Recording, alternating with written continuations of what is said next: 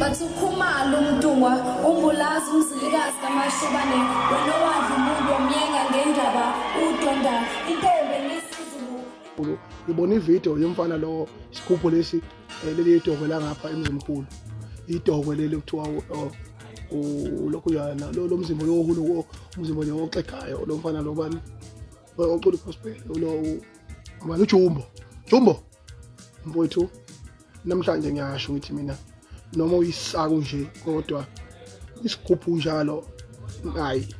is long overdue. I've been denying it for a very long time ukuthi wena after uhamba uncwane akekho umuntu oyovala isikhala